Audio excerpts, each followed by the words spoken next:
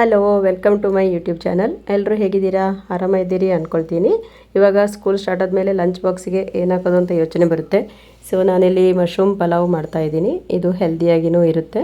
ಇಲ್ಲಿ ಪಲಾವ್ ಮಾಡ್ಕೊಳ್ಳೋಕ್ಕೆ ನಾನು 200 ಗ್ರಾಮ್ ಮಶ್ರೂಮ್ ತೊಗೊಂಡಿದ್ದೀನಿ. ಗ್ರೈಂಡ್ ಮಾಡ್ಕೊಳ್ಳೋಕ್ಕೆ ಕೊತ್ತಂಬರಿ ಸೊಪ್ಪು, ಪುದೀನ ಸೊಪ್ಪು, 1 ಗೆಡ್ಡೆ ಬೆಳ್ಳುಳ್ಳಿ, 10 ಮೆಣಸಿನ್ಕಾಯಿ, 1 ಇಂಚು ಶುಂಠಿ ಹಾಕಿ ಗ್ರೈಂಡ್ ಮಾಡಿ ಇಟ್ಕೊಂಡಿದ್ದೀನಿ. ಅದೇ ಜಾರಲ್ಲಿ ಟೊಮೆಟೊನೂ ಹಾಕಿ ಗ್ರೈಂಡ್ ಮಾಡಿ ಪಕ್ಕಕ್ಕಿಡಿ. ಕುಕ್ಕರ್ ಬಿಸಿ ಆದಮೇಲೆ 2 ಸ್ಪೂನ್ ಆಯಿಲ್ ಹಾಕಿ 10 ಲವಂಗ, 2 ಅನಾನಸ್ ಮೊಗ್ಗು, ಸ್ವಲ್ಪ ಚಕ್ಕೆ, 1 ಪಲಾವ್ ಎಲೆ ಹಾಕಿ ಮೀಡಿಯಮ್ ಫ್ಲೇಮ್ನಲ್ಲಿಟ್ಟು ಚೆನ್ನಾಗಿ ಫ್ರೈ ಮಾಡ್ಕೊಳ್ಳಿ. ಆಮೇಲೆ ಗ್ರೈಂಡ್ ಮಾಡಿದ ಪೇಸ್ಟನ್ನು ಹಾಕಿ ಚೆನ್ನಾಗಿ ಫ್ರೈ ಮಾಡಿ. ನಂತರ ಟೊಮೆಟೊ ಪ್ಯೂರಿಯನ್ನು ಕೂಡ ಆ್ಯಡ್ ಮಾಡ್ಕೊಳ್ಳಿ. ಮಶ್ರೂಮ್ ತಿನ್ನೋದ್ರಿಂದ ನಮಗೆ ವೆಯ್ಟ್ ಲಾಸ್ ಮಾಡ್ಕೋಬೋದು. ಇದರಲ್ಲಿ ವಿಟಮಿನ್ ಡಿ ಪ್ರಾಬ್ಲಮ್ ಇದ್ದಲ್ಲಿ ಸನ್ಲೈಟ್ ಜೊತೆಗೆ ಮಶ್ರೂಮನ್ನು ಕೂಡ ಡೈಲಿ ಯೂಸ್ ಮಾಡ್ಬೋದು. ರಿಚ್ ಪ್ರೋಟೀನ್ ಕೂಡ ಸಿಗುತ್ತೆ ಇದರಿಂದ. ಇದು ಚೆನ್ನಾಗಿ ಸಾಫ್ಟಾಗಿ ಫ್ರೈ ಆದಮೇಲೆ ಆನಿಯನ್ಸ್ ಹಾಕಿ, ನಾನಲ್ಲಿ 2 ಆನಿಯನ್ಸ್ ತೊಗೊಂಡಿದ್ದೀನಿ.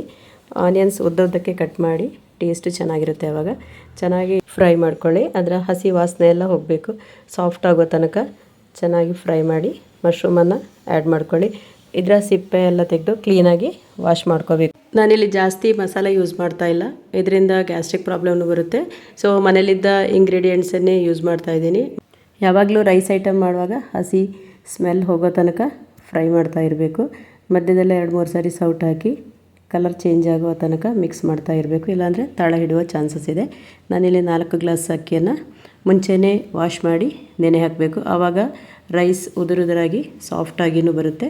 ರುಚಿಗೆ ತಕ್ಕಷ್ಟು ಉಪ್ಪು ಹಾಕಿ, ನಾನಿಲ್ಲಿ 4 ಗ್ಲಾಸ್ ಅಕ್ಕಿಗೆ 8 ಗ್ಲಾಸ್ ನೀರು ಹಾಕ್ತಾಯಿದ್ದೀನಿ. ನೀರು ಮುಂಚೆನೇ ಬಾಯ್ಲ್ ಮಾಡಿ ಇಟ್ಕೊಂಡ್ರೆ ಇನ್ನೂ ಈಸಿಯಾಗಿರುತ್ತೆ.